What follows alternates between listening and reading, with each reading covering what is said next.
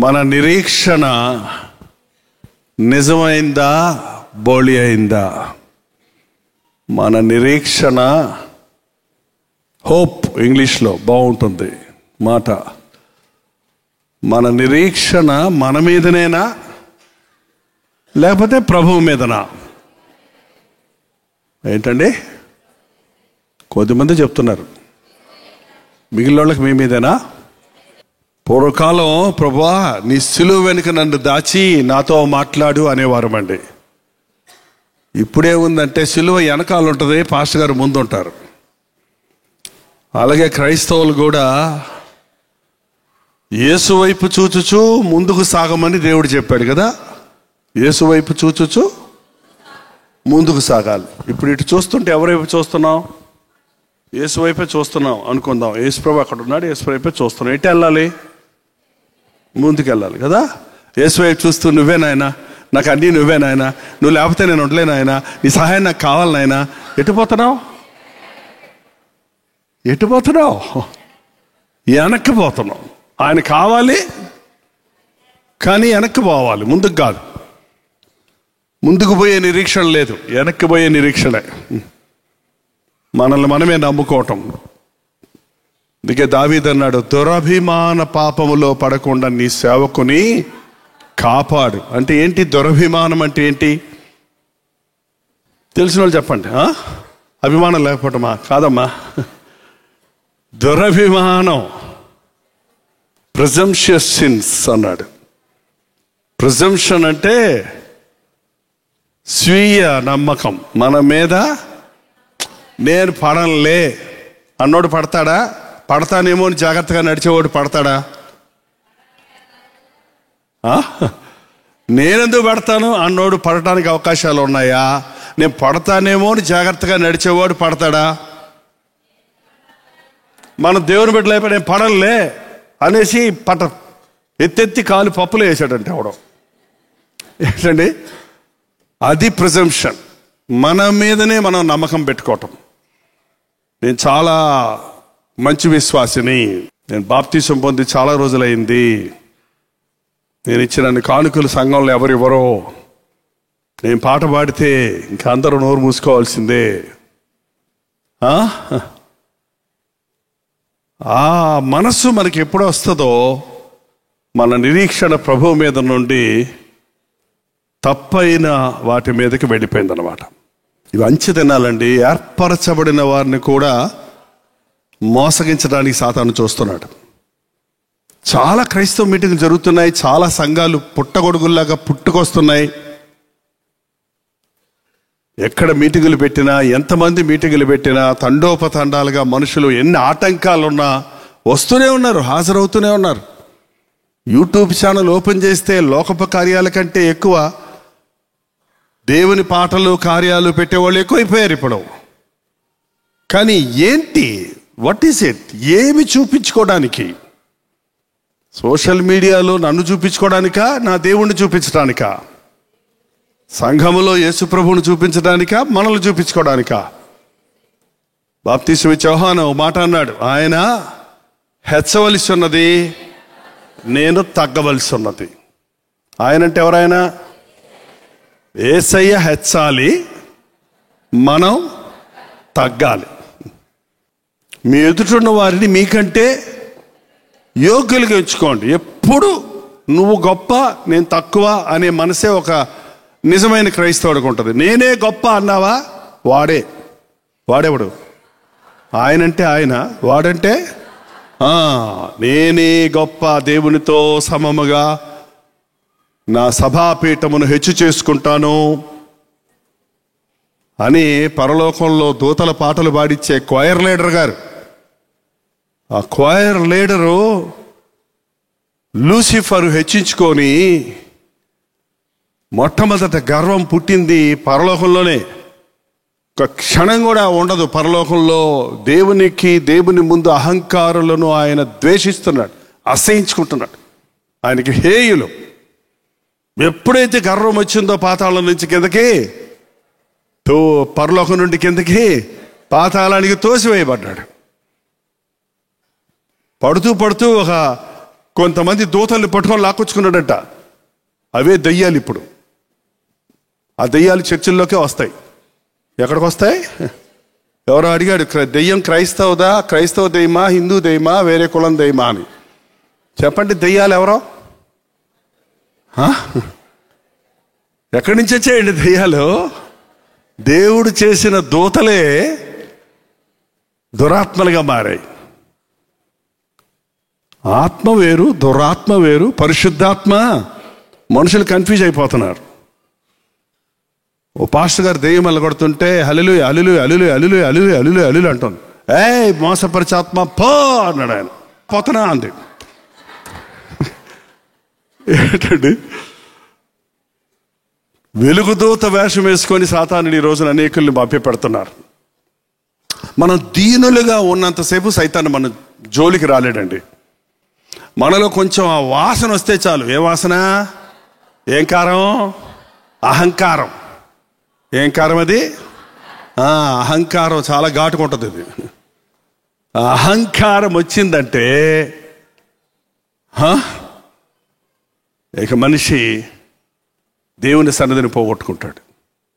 ఎంతోమంది రాజుల చరిత్రలో చూస్తున్నాం. స్థిరపడిన తరువాత మనస్సున గర్వించి పడిపోయాడు. నన్నింతగా హెచ్చించుటకు నేనే పాటి వాడిని, నేనెంతటి వాడిని. గొప్ప చక్రవర్తి అయిన తర్వాత కూడా దేవుని సన్నిధిలో కూర్చుండి తన స్థితిని మరవకుండా, గొర్రెల దొడ్డిలో ఉన్న నన్ను, గొర్రెలు కాచుకుంటున్న కుర్రవాడిగా ఉన్న నన్ను నువ్వు అభిషేకించుకొని ఆశీర్వదించి జయమిచ్చి బలమిచ్చి రాజమందిరంలో దేవదారు మ్రాణులతో కట్టబడిన ఆలయంలో, బంగ్లాలో, భవంతిలో నన్ను ఉంచావు. నీ ప్రత్యక్షపు గుడారము, నీ మందసం పెట్టి ఇంకా డేరాల మధ్యలోనే ఉంది. మంచి భవనంలో హాయిగా పడుకున్నాక అప్పుడు దాకా 13 సంవత్సరాలు యుద్ధాలు చేశాడు, అలిసిపోయాడు, ఎన్నో విధాలుగా పోరాడాడు దావీదు.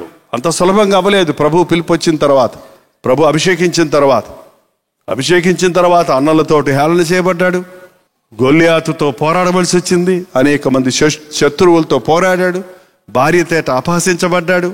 మామ చేత, సొంత మామ చంపడానికి వెంటాడాడు. పుట్టిన కొడుకు ఏడిపించాడు. ఎన్ని రకాల బాధలు, అన్ని బాధలు పడి పైకి వచ్చి హాయిగా చక్రవర్తి అయ్యాడు 30 సంవత్సరాల వయసులో. అప్పుడు మంచి భవనం, రాజుగారికి అని పెద్ద బంగళం కట్టించారట్టున్నారు. అందులో పడుకొని ఆ మంచం మీద గొరకబెట్టి నిద్రపోయాను అనుందా? అది పడుకోగానే ఏంటి నాకేంటి వైభవం, మరి మర్చిపోతే ఎట్ట చెప్పండి? ఇదే కాదు, మీ వ్యక్తిగత జీవితంలో ఒక 10 ఏళ్ల క్రితం ఎలా ఉన్నారు, ఈ రోజు ఎలా ఉన్నారు? ప్రభువుని ఎరగక ముందు ఎలా ఉన్నాం, ఇప్పుడు ఎలా ఉన్నాం? మొట్టమొదటికి వచ్చినప్పుడు ఎంత కృతజ్ఞతతో, ఎంత భయంతో, ఎంత ఆసక్తితో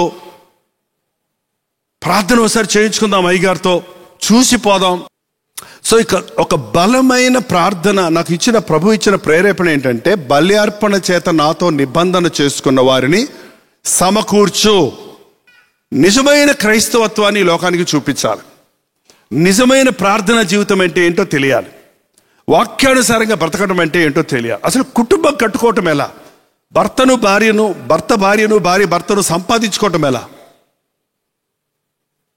ఎవరో మొన్న యూట్యూబ్లో వచ్చి పెట్టారు, అస్తమానం మీరు భార్య భర్తల గురించే చెబుతున్నారు, మాకు విసుగు పడుతుంది, ఇంకేదన్నా చెప్పండి అన్నాడు. బాబు నీకు పెళ్ళయిందా అని అడుగుదాం అనుకున్నా. పెళ్ళి అవ్వలేదు కాబోలు ఆయనకి, లేకపోతే భార్య భర్తలు ఇద్దరు గొడవ కాబోలు, చెప్పినవన్నీ గుచ్చుకుంటుంది అట్టుంది. మన బతుకులో సగం బతుకు భార్య భర్తలేనండి. మన కుటుంబంలోనే ఉంటున్నాం కదా. మన సమస్యలకు సగం మూలం ఎవరో, ఎక్కడ? ఆఫీసులో గొడవ అయితే అక్కడ వదిలిపెట్టి వచ్చేస్తాం, అంతే కదండి. కంపెనీలో గొడవ అయితే అక్కడ వదిలిపెట్టి దులుపుకొని వచ్చేస్తాం. కానీ ఇంట్లో గొడవ అయితే ఎక్కడికి వెళ్ళిపోతావు? అసలు ఇక్కడ దూరుతాడు సాతాను వచ్చి. ఎక్కడ దూరుతున్నాడు ఇప్పుడు? ఇళ్లల్లో దూరుతున్నాడు, పిల్లల్లో దూరుతున్నాడు, భార్య భర్తల్లో దూరుతున్నాడు. నా యేసు ప్రభు ఎన్ని కుటుంబాల గురించి బైబిల్లో ఉందో మీరు బైబిల్లో చదవండి. యేసు ప్రభువే భార్య భర్తల గురించి చెప్పాడా చెప్పలేదా? నేను చాలా భక్తురాలనండి, చాలా సేవ చేస్తున్నానండి, మా ఆయన మారలేదండి అని చెప్తారు వచ్చి. ఏంది నువ్వు చేసే సేవిక? నేను పెద్ద ప్రీచర్నండి, నా భార్య నాకు ఇడగలు ఇచ్చేసింది అన్నాడు ఒక ఆయన. అదేంది ఈ ప్రీచర్కు? నీ కుటుంబం కట్టబడకుండా నీ బిడ్డలేమో రోడ్ల మీద తిరుగుతుంటే నువ్వు మంచి సేవకుడు అంటే అది సంపూర్ణమైన సాక్ష్యం కాదు, అది బైబిల్ చెప్పే సాక్ష్యం కాదు. బైబిల్లో నేను, నా ఇంటి వారు, హృదయ రక్షించబడితే ఇంటి వాళ్ళందరికీ బాప్తీసం ఇప్పించింది. సరసాల అధిపతి రక్షించబడితే ఇంటి వారందరికీ బాప్తీసం ఇప్పించాడు. మన ఇళ్లలో ఇంకా రక్షించబడిన వారు ఎందరు ఉన్నారో వారందరినీ రక్షించుకోవటానికి, ప్రార్థించటానికి, విరిగి నలిగిన హృదయాన్ని సంపాదించుకోవడానికి. దేవునికి ఇష్టమైంది ఒకటేనండి. ఏంటి చెప్పండి అది? ఇప్పుడేగా నేను చెప్పాను, పరీక్షలు రాయమని టెక్స్ట్ బుక్ ఇచ్చినట్టు ఉంది మీకు. విరిగి నలిగిన హృదయం అది లేకపోతే దేవునికి నువ్వు ఇష్టమే, నువ్వు ఏం చేసినా దేవుడికి ఇష్టం లేదంటే. నిజమైన నిరీక్షలు కలిగి ఉందాం, లోతైన భక్తి కలిగి ఉందాం, విరిగి నలిగిన హృదయం కలిగి ఉందాం. నేను కాదు చెప్పండి, క్రీస్తే నా యందు. ఇంగ్లీష్లో ఉంది నాట్ ఐ అంటే ఇలా ఉంటుంది స్ట్రైట్గా, ఎప్పుడు క్యాపిటల్ లెటర్ వాడతారు ప్రింటింగ్లో. Not I but Christ. Christ అంటే ఏంటి? సి ఎలాగుంటుంది? వంగి ఉంటుంది. మనం అహంకారులం కాదు, దీనులుగా ఉండాలి. మనం గర్విష్ఠులుగా కాదు, విధేయులుగా ఉండాలి. మన ప్రభు కోరేది అది. కాబట్టి అటువంటి భక్తి జీవితాన్ని కలిగి మనల్ని మనం కట్టుకుంటూ, ఇంకా యేసుని ఎరగని వారు, ఆయన ప్రేమని ఎరగని వారు, యేసు ప్రభుని ద్వేషించేవారు, హేళన చేసేవారు, యేసు ప్రభు నామాన్ని తృణీకరించేవారు ఎందరో ఉన్నారు. వారందరూ మారతారా? మారరా? వాళ్ళు మారితే మీకంటే గొప్ప భక్తులు అయిపోతారు. అందుకే సైతాను పట్టుకో కూర్చున్నాడు. ఏంటండి? కానీ నువ్వు సరిగా ఉంటే, మనం మార్గాన్ని సిద్ధపరిస్తే, మనలో క్రీస్తుని వారికి చూపిస్తే వారు రక్షించబడతారు. గాంధీ మహాత్ముడు ఏమన్నారో తెలుసా అండి? తెలీదు చెప్పండి. నాకు యేసుప్రభు అంటే చాలా ఇష్టం. ఆ బైబిల్ అంతా, బైబిల్ అహింస అవన్నీ బైబిల్ నుంచి నేర్చుకున్నాడు. ప్రభు ఉపాధి కుడి చంపేది కొడితే అని చెప్పని చెప్పలేదు ఆయన. ఆయన ఎక్కడ నేర్చుకున్నాడు? బైబిల్ చదివాడు ఆయన ఆఫ్రికాలో ఉన్నప్పుడు.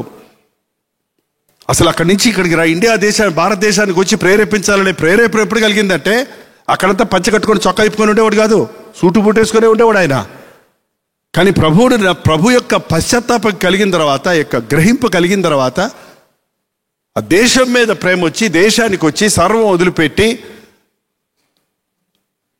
స్వాతంత్రం రావడానికి అన్ని కుములాటలు, అన్ని బాధలు, అన్ని వేదనలు పొంది స్వతంత్రం తెచ్చిస్తే ఆయనకి ఇచ్చారు బహుమానం.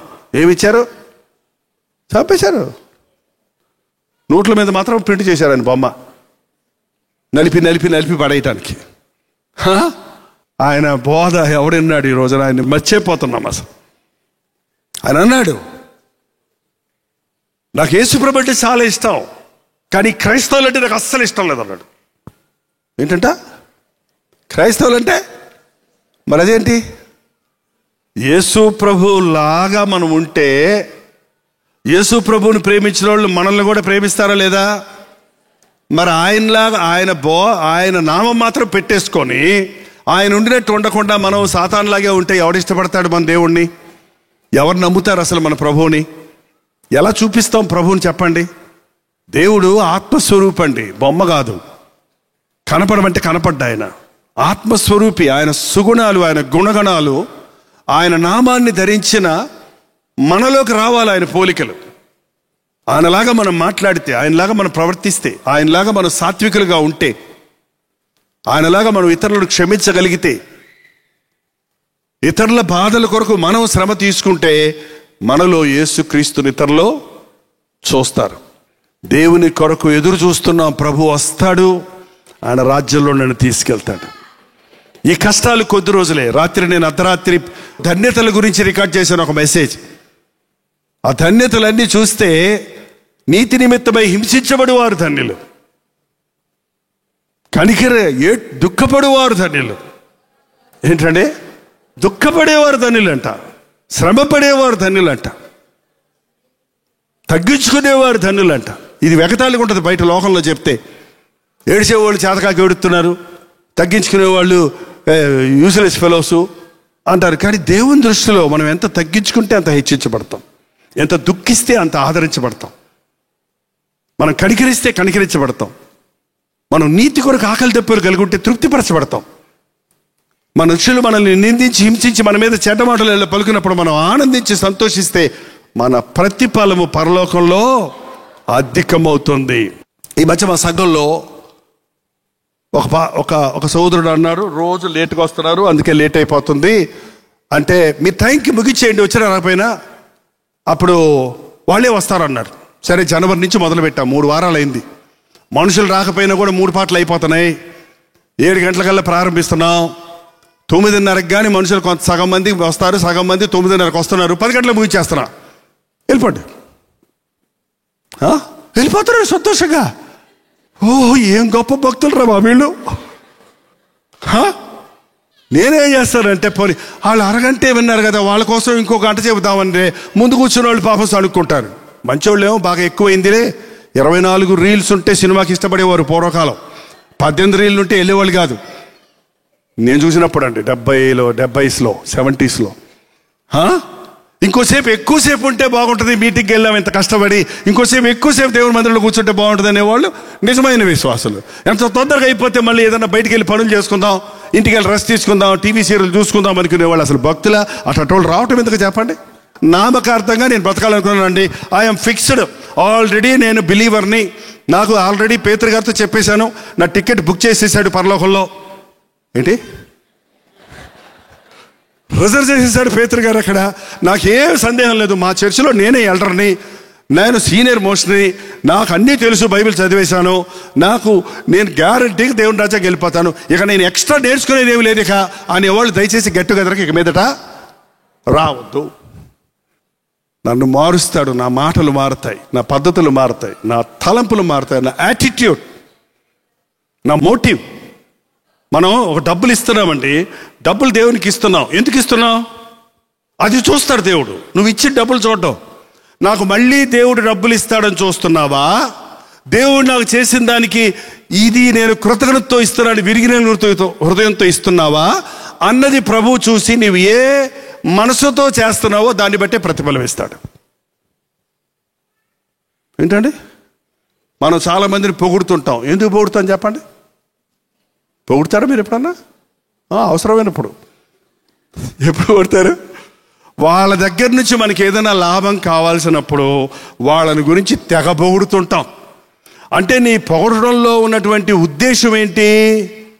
వాళ్ళ దగ్గర నుంచి కావాల్సిన లాభాన్ని సంపాదించుకోవడానికి.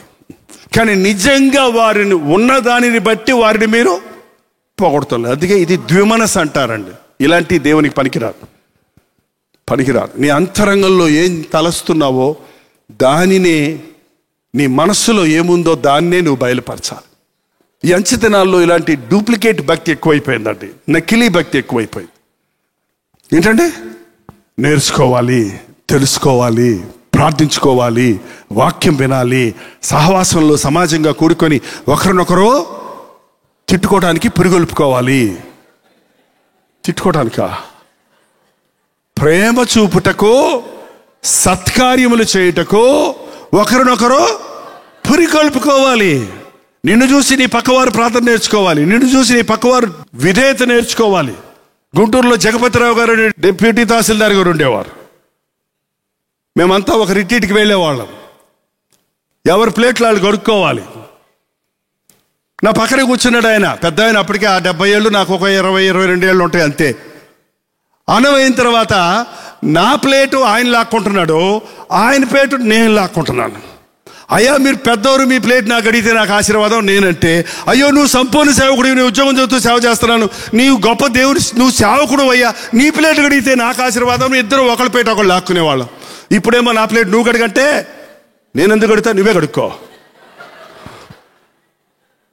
చూసారా, అధీనత్వం పోయింది. ఇప్పుడు పరిచర్య చేస్తే అందులో ఆశీర్వాదమే ప్లేట్లు కడగాల నేను? యేసుప్రభు పాదాలే కడిగారండి. ప్లేట్లు కడిగితే తప్పేంటి చెప్పండి? యేసుప్రభు శిష్యుల పాదాలు కడిగాడు. నేను గురువును బోధకుడైన నేను మీ పాదాలు కడిగినట్లు మీరు ఒకరి పాదాలు ఒకరు కడుక్కోమన్నాడు ప్రభు. అంటే ఒకరి దగ్గర ఒకరు తగ్గించుకోండి, ఒకరికొరకు ఒకరు జీవించండి, ఒకరికొకరు సహాయం చేయమని ప్రభు చెప్పాడు. ఈ ఉన్నతమైన ఎక్స్ట్రా మైల్ భక్తి అండి నేర్చుకోవాలి మనం. నేను చేయాల్సిందే చేశాను అనేది మామూలు భక్తి. నేను చెప్పిన దానికంటే ఎక్కువ చేశాను అన్నది ఎక్స్ట్రా భక్తి. 1 మైలు రమ్మంటే ఏం చేయమన్నాడు దేవుడు? ఎందుకు రావాలి, ఏమిస్తావు, ఏం లాభం, ఎంత ఇస్తావు అని అడగమన్నాడా? 2 మైళ్ళు వెళ్ళమన్నాడు. ఖండవ అయ్యి అంటే ఏమన్నాడు? చొక్కా కూడా ఇచ్చేయమన్నాడు. అది భక్తి యేసుప్రభు నేర్పించింది. ఈ చెంప మీద కొడితే వాడు అలాగే చెంప మీద కొట్టాడంట, కొట్టాడంట. 2 చెంపలు కొట్టాక వాడి పేట టపా టపా కొట్టాడు. భలే వక్రీకరిస్తారండి దేవుని వాక్యాన్ని. అది కొట్టద్దు, చెప్పలేదు కదా, 2 చెంపలు కొట్టించుకున్నాను, నిన్నెందుకు కూరుకుంటా, నేను 4 దెబ్బలు కొడతాను, టపా టపా కొట్టాడు అంటాడు. వాడిని చూసి ఎవరైనా యేసు ప్రభువులాగా ఉన్నామని అంటారా? ఈ రోజున భక్తి అలాగే మీరిపోయిందండి. విశ్వాసంలో ఎదుగుదాం, ఇక మెరిగిన హృదయంతో ఎదుగుదాం. 2 ముఖ్యమైన పాయింట్స్ నేను చెప్తా వచ్చానండి.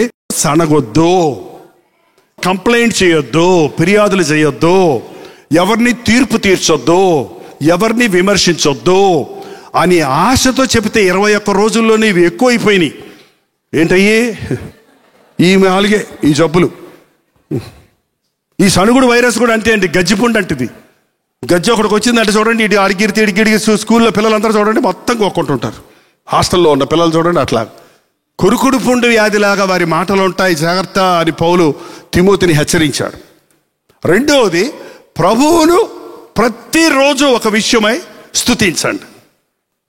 సేమ్ పాయింట్ కాదు, ఎన్నో విషయాలు ఉన్నాయి ఆయన స్తుతించడానికి. రోజుకు ఒక విషయాన్ని హైలైట్ చేసుకొని మీ పుస్తకంలో 366 స్తుతులు రాసి పెట్టుకోండి.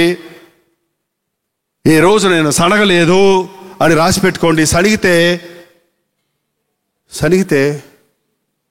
ఏం చేయాలి? ఎవరి మీద నీకు సనుగుడు వచ్చిందో వాళ్ళ దగ్గరికి వెళ్ళి క్షమాపణ అడిగి నీ మనస్సాక్షిని సరిచేసుకోవాలి. తప్పు చేయటమే తప్పు, చేసిన తప్పు దాయటం పెద్ద తప్పు. తప్పు చేయటమే తప్పండి, కానీ దానికి పరిష్కారం ఉంది మన ప్రభు దగ్గర. మన పాపములను మనము ఒప్పుకొనిన ఎడల, మనుషుల ఎదుట దేవుని ఎదుట మన హృదయాన్ని శుద్ధి చేసుకుంటే మనల్ని దేవుడు నీతిమంతులుగా తీరుస్తాడు. ఆ ధన్యతలన్నీ చూస్తే నీతి నిమిత్తమై హింసించబడేవారు ధన్యులు, దుఃఖపడేవారు ధన్యులు. ఏంటంటే దుఃఖపడేవారు ధన్యులంట, శ్రమపడేవారు ధన్యులంట, తగ్గించుకునేవారు ధన్యులంట. ఇది వెగతాళిగా ఉంటుంది బయట లోకంలో చెప్తే. ఏడిచేవాళ్ళు చేతకాకి ఏడుతున్నారు, తగ్గించుకునేవాళ్ళు యూజ్లెస్ ఫెలోసు అంటారు. కానీ దేవుని దృష్టిలో మనం ఎంత తగ్గించుకుంటే అంత హెచ్చించబడతాం, ఎంత దుఃఖిస్తే అంత ఆదరించబడతాం, మనం కనికరిస్తే కనికరించబడతాం, మనం నీతి కొరకు ఆకలి దెబ్బలు కలిగి ఉంటే తృప్తిపరచబడతాం. మనుషులు మనల్ని నిందించి హింసించి మన మీద చెడ్డ మాటలు పలుకున్నప్పుడు మనం ఆనందించి సంతోషిస్తే మన ప్రతిఫలము పరలోకంలో అధికమవుతుంది. యేసు ప్రభు లాగా మనం ఉంటే, యేసు ప్రభువుని ప్రేమించిన వాళ్ళు మనల్ని కూడా ప్రేమిస్తారా లేదా? మరి ఆయనలాగా ఆయన నామం మాత్రం పెట్టేసుకొని ఆయన ఉండినట్టు ఉండకుండా మనం సాతానులాగే ఉంటే ఎవడిష్టపడతాడు మన దేవుణ్ణి? ఎవరు నమ్ముతారు అసలు మన ప్రభువుని? ఎలా చూపిస్తాం ప్రభువుని చెప్పండి? దేవుడు ఆత్మస్వరూపండి, బొమ్మ కాదు. కనపడమంటే కనపడ్డా ఆయన ఆత్మస్వరూపి. ఆయన సుగుణాలు, ఆయన గుణగణాలు, ఆయన నామాన్ని ధరించిన మనలోకి రావాలి ఆయన పోలికలు. ఆయనలాగా మనం మాట్లాడితే, ఆయనలాగా మనం ప్రవర్తిస్తే, ఆయనలాగా మనం సాత్వికులుగా ఉంటే, ఆయనలాగా మనం ఇతరులను క్షమించగలిగితే, ఇతరుల బాధల కొరకు మనం శ్రమ తీసుకుంటే మనలో యేసుక్రీస్తుని ఇతరులో చూస్తారు. హల్లెలూయా. నిలబడండి, వచ్చిన ప్రార్థన చేద్దాం. ప్రార్థన చేసుకుందాం. అందరూ మన 2 చేతులు పైకెత్తి, నిరీక్షణ జనులుగా మమ్మల్ని చేయి తండ్రి. నిరీక్షణ లేని ఇతరుల వలె మేము దుఃఖించేవారిగా కాక, నిరీక్షణ లేని జనుల వలె మేము శరీర శక్తిని, లోక తంత్రాలను ఉపయోగించుకుని వారిగా కాక నిరీక్షణ జనులుగా మమ్మల్ని చేయి నాయన. మా నిరీక్షణ నీ యందు ఉండడానికి సహాయం చేయి తండ్రి. స్వనీతి నుంచి మమ్మల్ని విరిపించిన ఆయన, అహంకారానికి గర్వానికి చోటు లేకుండా సహాయం చేయి. నిలువెచ్చని స్థితి నుంచి మమ్మల్ని తప్పించిన ఆయన, తప్పైన నిరీక్షణతో దురభిమాన పాపాలకు చోటు ఇవ్వకుండా సహాయం చేయి. ఈ అంచె దినాల్లో నాయన భక్తి గల వారి ఉండి దాని శక్తిని ఆశ్రయించడం జనులు ఉన్నారు. అట్టి స్థితిలోకి మేము దిగజారిపోకుండా సహాయం చేయి. దేవుని కంటే సుఖాన్ని ప్రేమించే వారు ఎక్కువ అవుతున్నారు. అట్టి స్థితిలోనికి మేము వెళ్లకుండా సహాయం చేయి. నేను కాదు, క్రీస్తే నాలో కనబడాలి అనే ఆశ కలిగిన జనులుగా మమ్మల్ని చేయి నాయన. ప్రతి ఒక్కరు నోరు తెరిచి ఒక్క చిన్న ప్రార్థన చేయండి. నేను ముగిస్తున్నాను. ప్రార్థన. పరిశుద్ధుడా, ప్రేమగల తండ్రి, ఒక్కసారి మమ్మల్ని చూడు నాయన. అవునయ్యా, అంచె దినాల్లో మేమున్నామయ్యా తండ్రి. మా భక్తిని కాపాడుకోవడానికి సహాయం చేయి. మా దీనత్వాన్ని కాపాడుకోవడానికి సహాయం చేయి. మా సాత్వికాన్ని కాపాడుకోవడానికి సహాయం చేయి. మా హృదయ శుద్ధిని కాపాడుకోవడానికి సహాయం చేయి నాయన. పాపం వల్ల కలుగు భ్రమ చేత మా హృదయాన్ని కఠినపరచుకోక విరిగి నలిగిన హృదయంతో నిన్ను సేవించుటకు సహాయం చేయి. ప్రతి ఒక్కరి కొరకు ప్రార్థిస్తున్నామయ్యా. నీ గొప్ప దీవెనతో వారు తిరిగి వెళ్ళాలయ్యా. ఏ ఆశతో, ఏ కోరికతో, ఏ భారముతో, ఏ అవసరతతో నీ సన్నిధికి వచ్చున్నారో విడిపించబడిన ఆయన, దీవించబడి తండ్రి, ఆశీర్వదించబడి ఇక్కడి నుంచి వెళ్ళడానికి సహాయం చేయి. క్రీస్తు నామంలో అడుగుచున్నాము తండ్రి. మన తండ్రి అయిన దేవుని యొక్క ప్రేమయు, కుమారుడైన క్రీస్తు యొక్క కృపయు, ఆదరణకర్త అయిన పరిశుద్ధాత్మ యొక్క సహవాసము కూడి వచ్చిన మనందరికీ ఇప్పుడును సదాకాలము తోడై ఉండనుగాక. ఆమేన్, ఆమేన్, ఆమేన్.